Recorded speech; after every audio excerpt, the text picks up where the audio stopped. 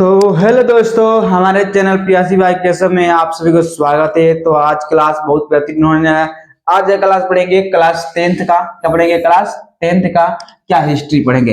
History इस तरीके से हम लोग पढ़ेंगे, इसका ऑब्जेक्टिव इस तरह से हम लोग करेंगे कि हाँ इसका सब्जेक्टिव भी क्लियर हो जाए। इस तरीके से हम लोग पढ़ेंगे, है ना। तो बिना किसी देरी के दिए क्या यूरोप में पहला चैप्टर है या इसका ऑब्जेक्टिव क्या जितना भी वीवीआई ऑब्जेक्टिव है, अगर देखेगा इसमें लगभग ऑब्जेक्टिव देखा जाए तो इसका ऑब्जेक्टिव लेवल कितना है था, वो 50 उससे क्या ज्यादा है, मतलब 50-53 को लगभग क्वेश्चन इसका ऑब्जेक्टिव है ना। चलिए तो बताइएगा आप सभी कि इस तरीका से हम लोग पढ़ा जाएगा कि क्या ऑब्जेक्टिव एक क्लियर हो जाए। तो चलते हैं बिना किसी देरी के। पहला क्वेश्चन देखिएगा, आपसे बताइएगा पहला चैप्टर का देखिएगा। पहले नाम है क्या है कि यूरोप में राष्ट्रवाद। ध्यान सुनिएगा, इसमें आपको लिखा गया है कि यूरोप में राष्ट्रवाद। सुनिएगा आप लिखे यूरोप में राष्ट्रवाद लिखा गया है, यानी कहने का अर्थ हो गया कि यूरोप में राष्ट्रवाद कहने का अर्थ हो गया कि यूरोप क्या एक प्रकार का महादेश मिलेगा। यूरोप क्या है? महादेश है। यूरोप में क्या होता है कि बहुत सारे देश है, लगभग कितना लगभग 40-45 लगभग में, है ना। तो उसी के बारे में पढ़ना है। सबसे पहले फ्रांस के बारे में पढ़ना है ना। आप फ्रांस में क्या हुआ क्या नहीं हुआ उसके बारे में पढ़ा है ना। चलिए उसके अलावा फ्रांस में अलावा 4-5 और देश है उसके बारे में पढ़ा है ना। चलिए तो देगा सबसे पहले देगा कि क्वेश्चन देखते हैं। दिया गया है कि फ्रांस क्रांति का मुख्य प्रमुख या मुख्य कारण क्या है। क्वेश्चन आपको दिया है कि फ्रांस की क्रांति का मुख्य कारण क्या था।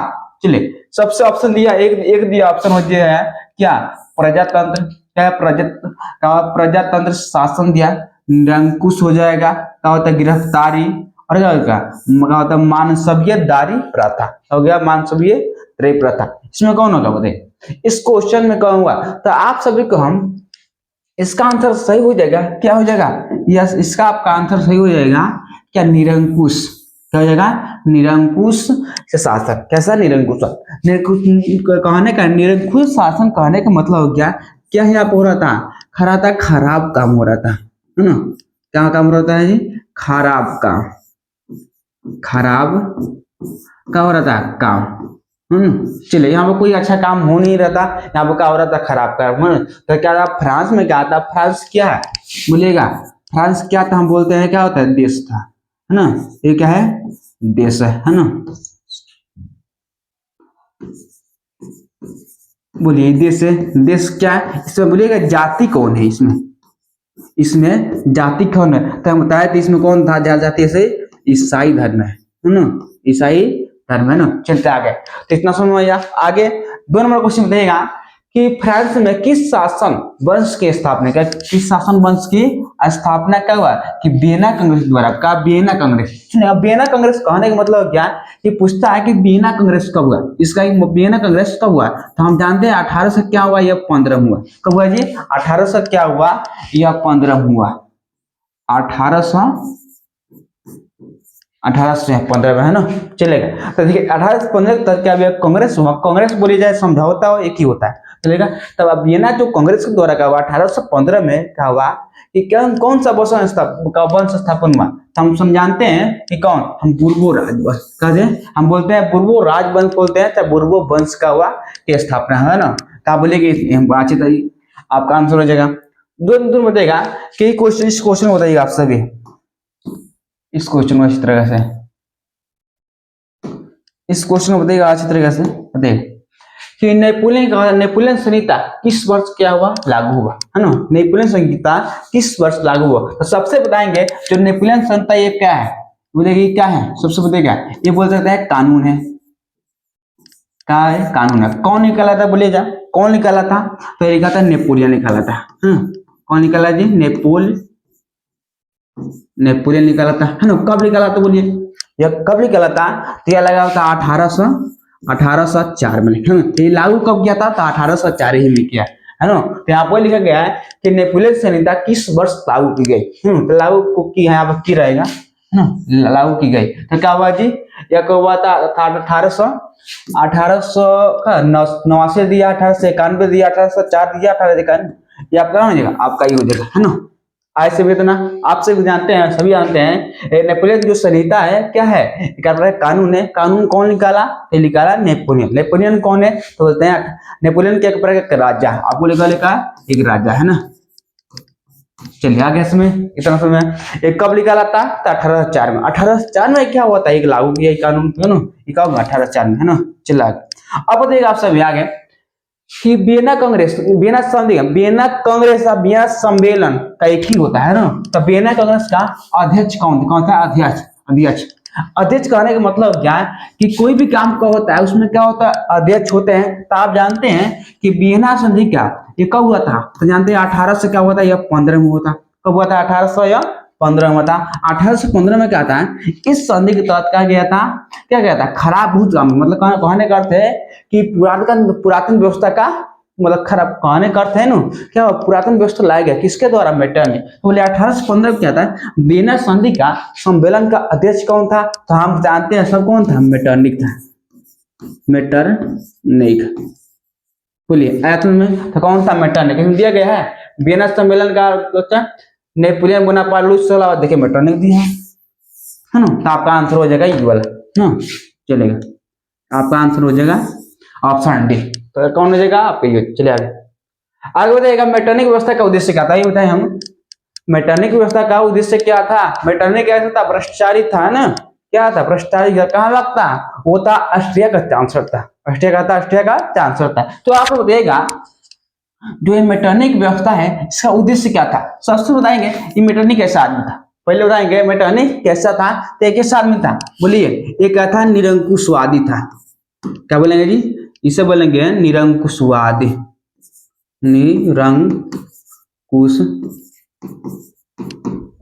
निरंकुशवादी है ना। एक कैसा था, निरंकुशवासी।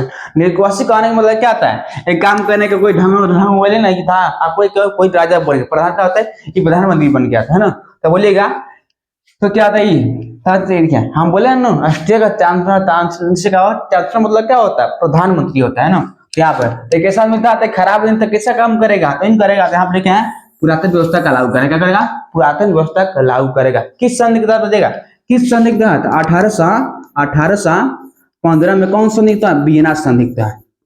किसके संधि था, वियना संधि के तहत क्या किया गया, 1815 में वियना संधि के तहत क्या किया गया कि जो नेपोलियन था क्या किया, उसका उद्देश्य क्या था कि पुरातन व्यवस्था, पुरातन कहने का मतलब क्या हो गया है, पुरातन मतलब क्या हो गया, ये हो गया पुरानी, क्या हो जाए, पुरानी ना, पुरानी व्यवस्था हो गया। चलेगा इतना समझ में। तो आपका आंसर हो जाएगा, क्या हो जाएगा, आपका आंसर हो जाएगा ये आपका, आप ऑप्शन होगा डी। कौन हो जाएगा आपका, सी हो जाएगा है ना। इतना आप लोग ध्यान रखिएगा। बताइएगा कि 6 नंबर क्वेश्चन बताएगा मेटरनिख कौन, बताते हैं मेटरनिख कौन था। अभी हम बताएं मेटरनिख कौन था, तो बताया ऑस्ट्रिया का क्या चांसलर था, कि रूस का सम्राट था, कि रूस का जार था, कौन था इसमें बोलिए, आपसे बताइएगा। तो हम आप बताएं, अभी बताएं हम क्या था, ये था ये ऑस्ट्रिया का चांसलर। चांसलर मतलब क्या होता है, समझते हैं प्रधान,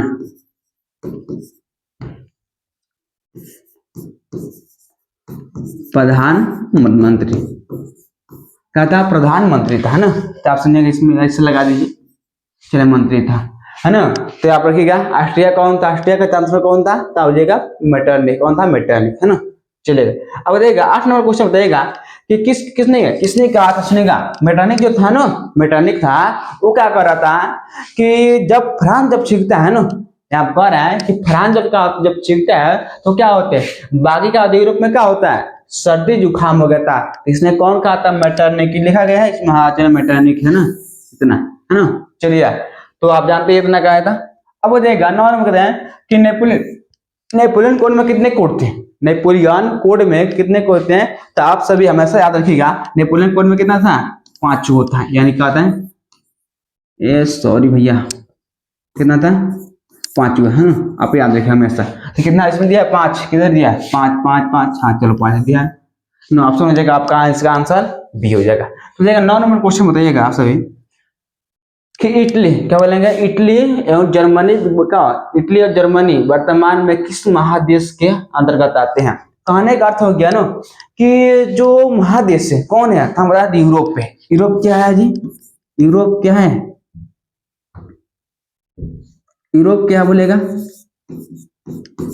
यूरोप क्या था हम बताए थे, महादेश है। कौन देश है जी भाई, तो ये महादेश है, महादेश है ना। महादेश में क्या होता है, बहुत सारे देश आते हैं, महादेश में क्या होता है, बहुत सारे होते हैं। उसी में क्या होता है, जो इटली है और क्या जर्मनी, ये किस देश में आते हैं, तो हम जानते हैं वर्तमान में तो कौन देश में आते हैं, तो हम बोलते हैं किधर है, यूरोप में।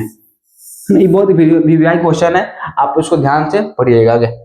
10 नंबर क्वेश्चन बताएगा कि राष्ट्रवाद की अवधारणा का जन्म किस जन्म की क्या होता है, अवधारणा का जन्म किस घटना से मनाया जाता है। तो आप हमेशा याद रखिए इसकी जगह पुनर्जागरण क्या होगा जी, पुनर ऐसा ही होता है, तो पुनर्जागरण है ना, ये होता है। चलिए आगे बताइएगा कि वियना कांग्रेस को होता, देखिए हम रटवा रहे थे, बार बार बोल रहे हैं कि क्या वियना कांग्रेस कब हुआ था, तो यह हुआ था 1800 क्या होता है 1815 में, है ना।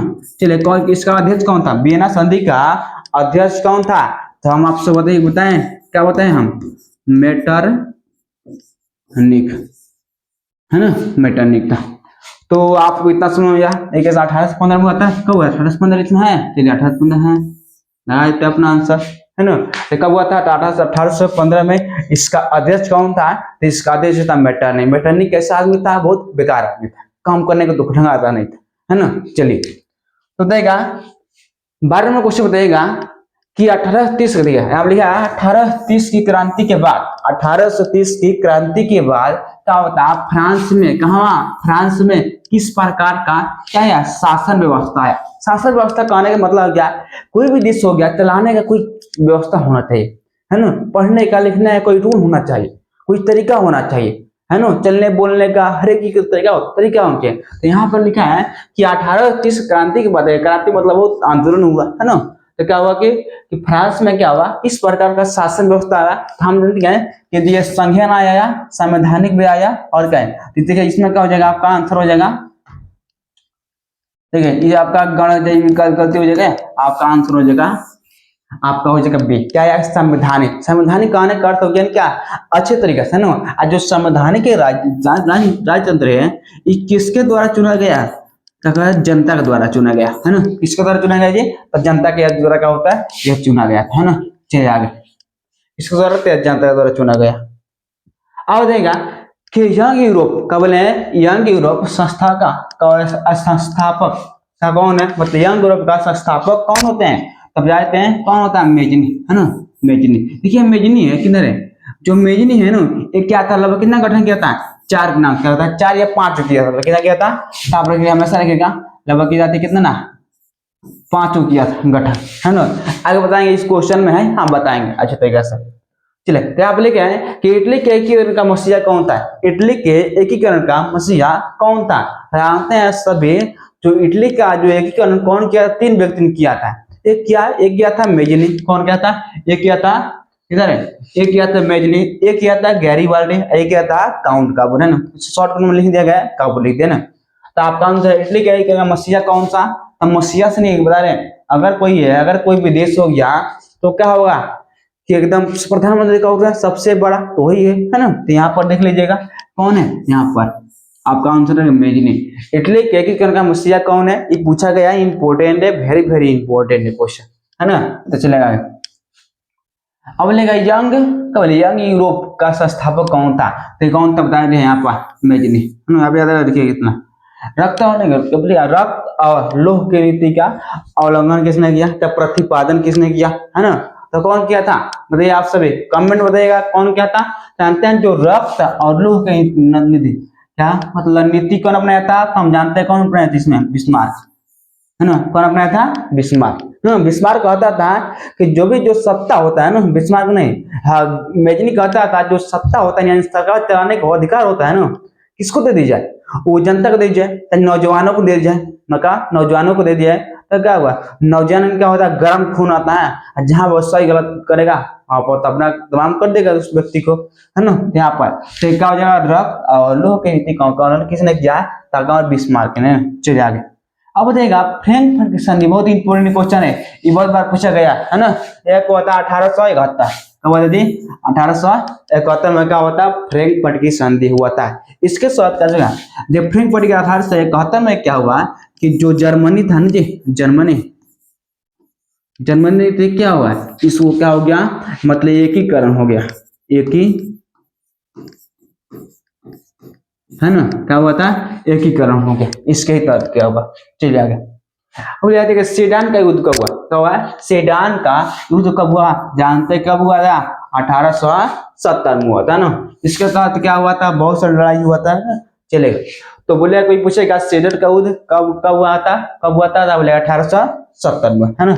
चलिए आगे बताएगा कि जर्मनी के एकीकरण का प्रमुख वस्तुकार कौन था? जर्मनी का एकीकरण का प्रमुख वस्तुकार कौन था? कहने का अर्थ है तो जर्मनी है ना, तो जर्मनी का एकीकरण कौन किया ना, प्रमुख सबसे ज्यादा, तो कौन क्या बताए थे हम यहाँ पर? मेजिनी। कौन हो जाएगा? मेजिनी। मेजिनी नहीं तो क्या हो जाएगा? बिस्मार्क। कौन हो जाएगा जी? बताइएगा आप सभी। बिस्मार्क। बिस्मार्क क्या था कि जर्मनी का एकीकरण किया, है ना। ये जो तीनों मिलेगा क्या, ये तीनों मिलेगा क्या, ये क्या किया है? इटली का एकीकरण किया, है ना। कौन किया था? इटली का ये एकीकरण किया। चलते आगे, वो देखिए 20 नंबर क्वेश्चन देगा 1871 में क्या कौन सी संधि हुई? 1871 में कौन सा संधि हुआ था? आपको बताए थे कि 1871 में क्या हुआ था? जर्मनी क्या हुआ, क्या हो गया? जर्मनी क्या हुआ? इसका एकीकरण हो गया, है ना। जर्मनी का एकीकरण कब हुआ था? यह हुआ था 1871 में, है ना। 1871 में ना क्या होता है? 1871 में कौन सा संधि हुआ था? फ्रैंकफर्ट की संधि हुआ। तो देगा फ्रैंकफर्ट की संधि, ऑप्शन हो जाएगा ये, क्या हो जाएगा? 1871 में कौन सी संधि हुआ था? वह हुआ था फ्रैंकफर्ट की संधि। इस संधि के तहत क्या हुआ था कि जो जर्मनी था ना, वो क्या हो गया? 1871 में आजाद हो गया, है ना। चलिए अब बताएगा एक क्वेश्चन बताएगा यूरोप का मरीज कौन है? यूरोप का मरीज कौन है? तो हमें ऐसा इला बताए कि 2 से या 3 बार ये क्वेश्चन पूछा गया, है ना। 2 से 3 बार ये क्वेश्चन पूछा गया, आप सभी ध्यान से रहे। चलिए तो देखिए आप सभी कि यूरोप का मतलब क्या है? यूरोप का मरीज बहुत पूछा गया, ये पूछा गया था तुर्की। कौन है आपका? कौन सा आंसर हो जाएगा? तुर्की। आपका आंसर हो जाएगा, कौन हो जाएगा? वो आपका आंसर हो जाएगा तुर्की। अब इसको याद रखिएगा अच्छी तरीके से, है ना। चलिए तुर्की। अब देगा कि यूरोप वासियों के लिए किस देश का क्या था? साहित्य। क्या था? साहित्य एवं क्या होता है? विज्ञान का प्रेरणा का स्रोत है। यानी कहने का अर्थ है ना, ये क्या था? जो एक देश था उसका नाम है यूनान। क्या होता है? यूनान। वहां के जो विज्ञान काल रहने तनिक उसका जो संस्कृति था ना, वो क्या था कि बहुत ही अच्छा लगता था लोगों को ना, हर एक देश इसलिए क्या होता है यहाँ कहा गया है कि यूरोप वासियों के लिए कहता है, हमारे यूरोप वासियों के लिए, यूरोप वासियों के लिए विज्ञान किस देश का साहित्य है? विज्ञान का क्या होता है? विज्ञान प्रेरणा का स्रोत रहा, तो आप बोले कही आपको यूनान, है ना। यूनान, है ना। जैसे कि यूनान तो अभी लगभग है या नहीं, लेकिन क्या है जो भारत है ना, भारत क्या है कि पूरे विश्व में क्या इसका जो सांस्कृतिक है, बोलने रहने के चलने के रीति रिवाज है, ये क्या है कि पूरा प्रचलित, है ना। चल रहा है। तो देखिए आप सभी कि 22 नंबर तो क्वेश्चन है। अब देगा 23 नंबर क्वेश्चन देगा कि यूनान के स्वतंत्रता संग्राम में किसकी पराजय हुई? यूनान का किसकी पराजय हुई? जो यूनान था ना, यूनान तो क्या वैसे जो स्वतंत्र हुआ ना, तो किसकी पराजय हुई? तो सबसे बताएंगे जो यूनान था, क्या था? जो यूनान था ये किसका गुलाम था? बोलेगा यह किसका गुलाम था? गुलाम किसका था? बोलिए इसका या गुलाम किसका था? तो हम जानते हैं ये गुलाम किस कौन किया था? यह किया था तुर्की किया था। क्या किया था? तुर्की, है ना। क्या किया था? तुर्की। अब बोलेगा कि क्या हो गया? तुर्की हो गया, तो तुर्की है ना, कौन कौन गुलाम होगा कि किसकी पराजय हुआ? तो जो गुलाम किया था, उपनिषद जो बनाया था, इसका होगा तो वह होगा तुर्की का होगा ना। तो आप लिखा गया तुर्की इसमें है, चलो तुर्की लिख दिया, आपका ही हो जाएगा आपका आंसर से ना। चलेगा तो कौन हो जाएगा? यूनान में देखिए यूनानों के लिए, यूनानों के स्वतंत्रता संग्राम में क्या किसकी पराजय हुई? आप इतना सुनिए, इसका चलिए अब देखिएगा कि 1829 के एडिनोपुल संधि क्या हुआ था? एडिनोपुल की संधि के तहत क्या किस देश का प्रशासन हुआ? हम जानते हैं किसके साथ? तो रूस के साथ हुआ। आप याद रखें हमेशा, है ना, रूस के साथ ही हुआ था हमेशा। चलिए बताइएगा क्वेश्चन 25 में बताइएगा क्वेश्चन कि यूरोपीय सभ्यता का पालन किस देश का?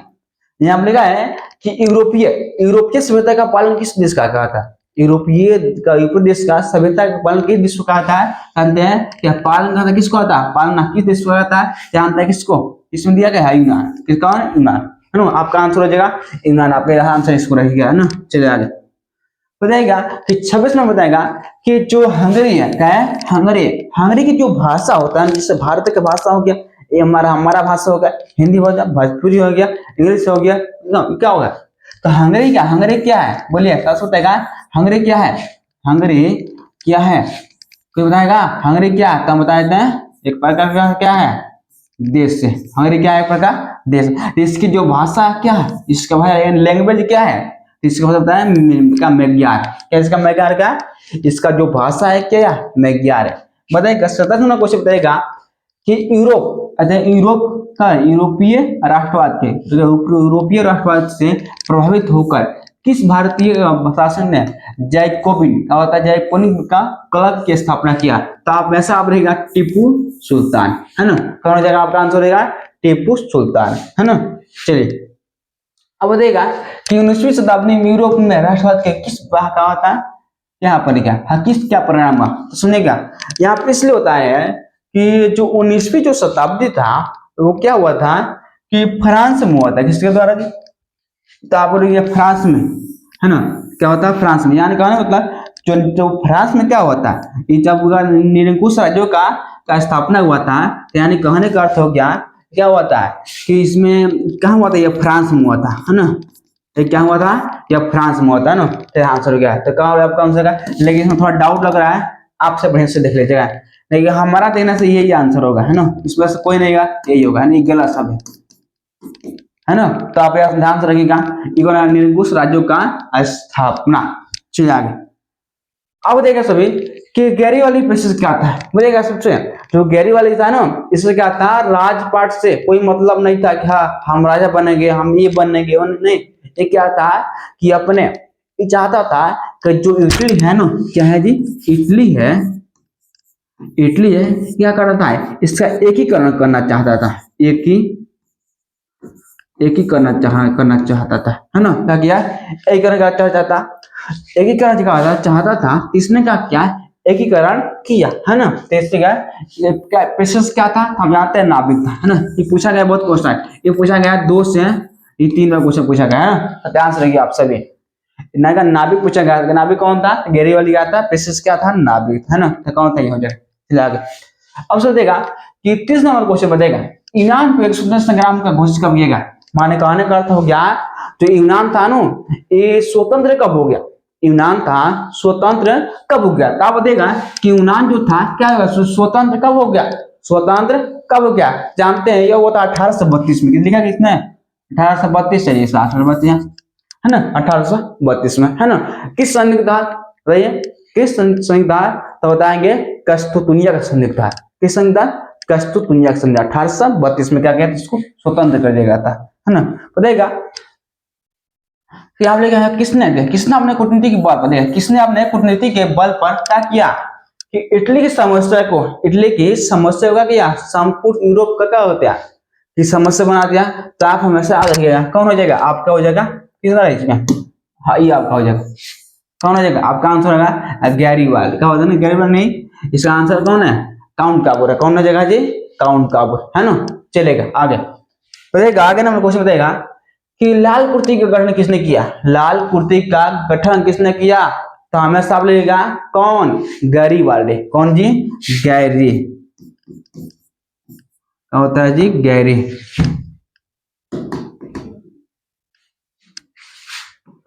याद रखिएगा हमेशा क्या होता है गैरीवाल्डी, इसमें दिया गया चलिए गैरीवाल्डी, है ना। तो आपका आंसर ये हो जाएगा लाल कुर्ती का गठन क्या था, एक प्रकार क्या है सेना है, एक क्या है ऑप्शन जितना ही सेना है ना, इस प्रकार ये सेना आप ध्यान रखिएगा, देखिएगा चले आगे। अब से बताइएगा कि जो काउंट काबूर है, जो काउंट काबूर है ये कहाँ क्या है बोलेगा, यह इटली के क्या है प्रधानमंत्री है, ऐसा हम क्यों कह रहे हैं कि जो काउंट काबूर था ये क्या करता था कि जो इटली है क्या करना चाहता है, इटली का एकीकरण करना चाहता, इसलिए क्या आता है यह क्या था इटली का प्रधानमंत्री था, है ना। चलिए अब देगा कि फ्रेडरस ऑफ इटली नामक संस्थापक कौन था? तो जानते हैं जो मेजनी था ना, मेजनी वो क्या करता था, मेजनी था, इसने क्या किया था, गठन किया था। कैसे किया था? गठन करना किया था, तो हम बताए थे 5 जगह था ना, करना क्या था, गठन किया था, 5 जगह था, जिसमें से लगभग बहुत कुछ क्वेश्चन हम पूछ सकते हैं। और इसमें क्या था कि लवाइज्म तभी क्या होता है, जो फ्रेडरस क्या होता है, फ्रेडर ऑफ इटली नामक जो संस्थापक होता है, ये क्या था कि क्या था, मेजनी किया था, है ना।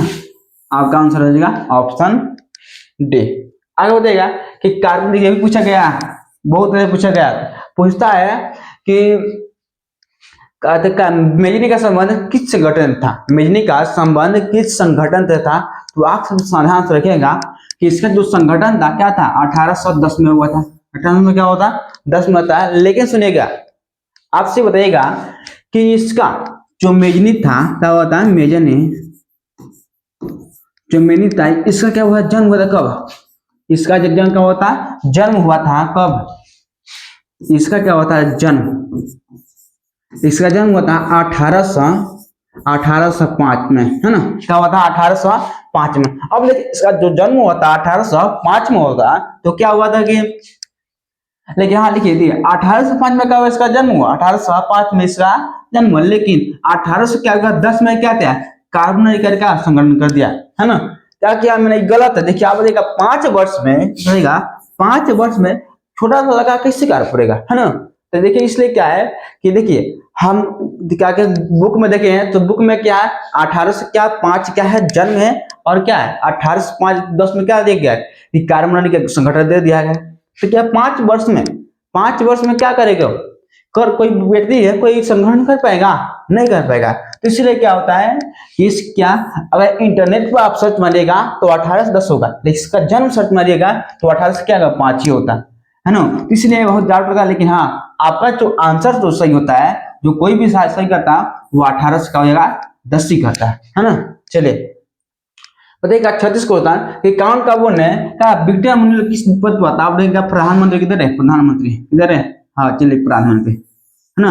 आप देखिएगा जो काउंट का बोलता, काउंट का बोलता क्या कहता कि विक्टोरिया इमैनुअल ने, क्योंकि विक्टोरिया इमैनुअल ने क्या, विक्टोरिया इमैनुअल क्या किया कि किस पद पर नियुक्त किया, मतलब कोई पद होना चाहिए ना, तो कौन क्या था, ये क्या था, प्रधानमंत्री का, है ना। चलिए बताइएगा आप सभी आई क्वेश्चन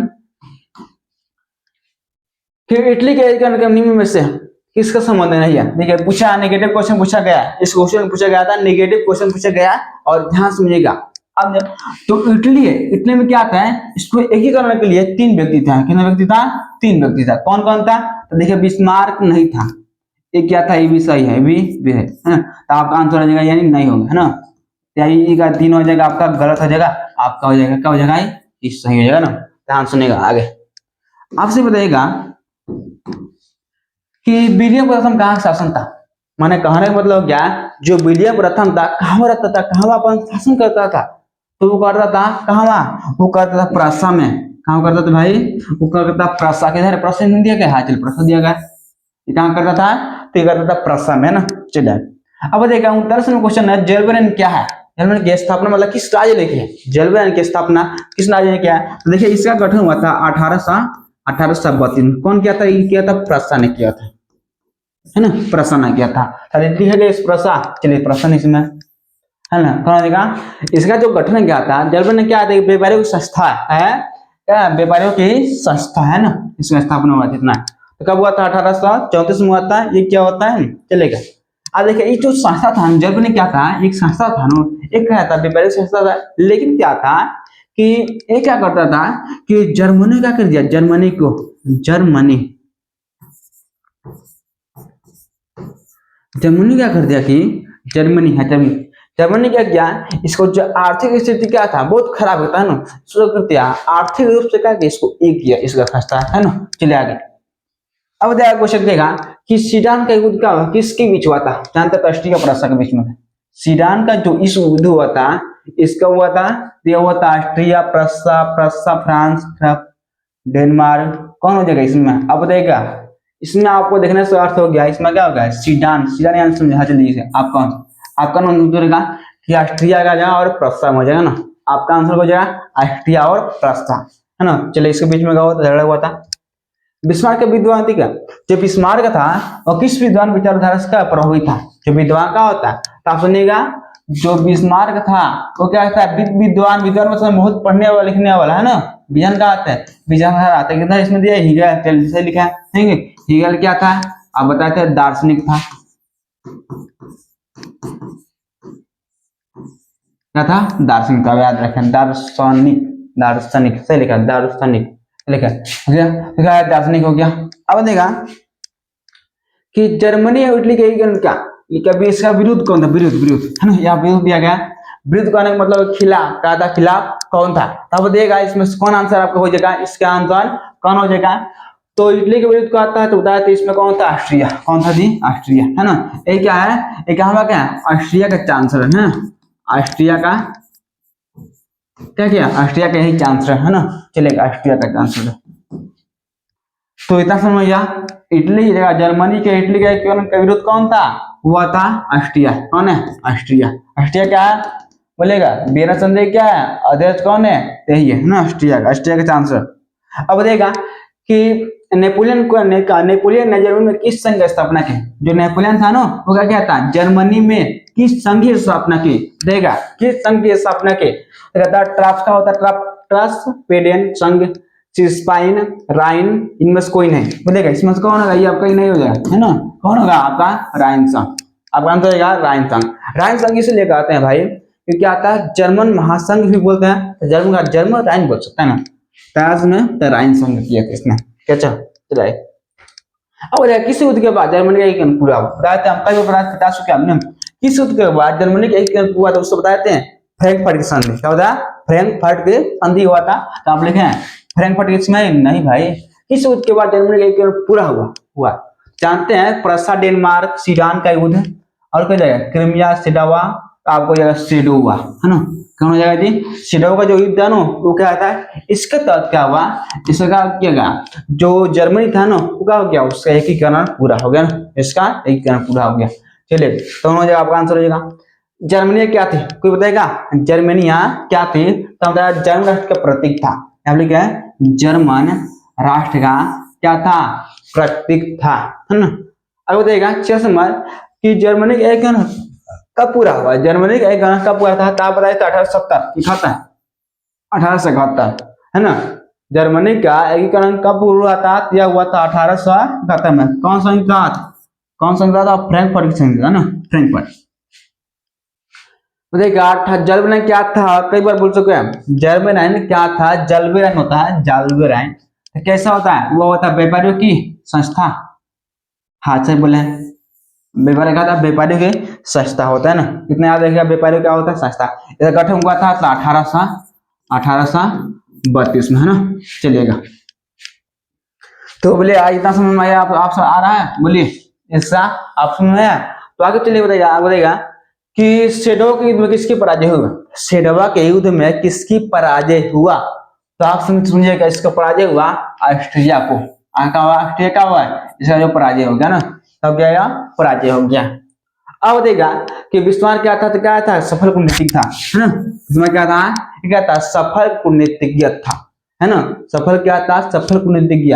कूटनीतिज्ञ कहने का मतलब क्या एक बार क्या जो प्लान बना दे, है ना, का कूटनीतिक क्या बना दे तो क्या होगा, वो कभी फेल नहीं होता था, उसे कहता है सफल कूटनीतिज्ञ बोलते हैं ना। चलिए अब देखा 50 नंबर, हीगल कौन था, यहाँ लिखे हैं हीगल कौन था, इसमें लिखा गया। चलिए आगे बताएं। तो देखा हीगल कौन था, तो जानते हैं हीगल कौन था। हीगल क्या है, एक व्यक्ति होता है जिससे हमारे यहाँ ना, जब एक आदमी जो मुर्मू का होता है, गाँव में देखो शादी भी होता है, क्या होता है, अच्छा शुभ अवसर देखता है, अच्छा समय देखते हैं, उससे क्या होता है, जो भविष्यवाणी करने वाला कौन होते हैं, हीगल क्या होते हैं, एक दार्शनिक हो सकता है। क्या होता है, दार्शनिक, है ना।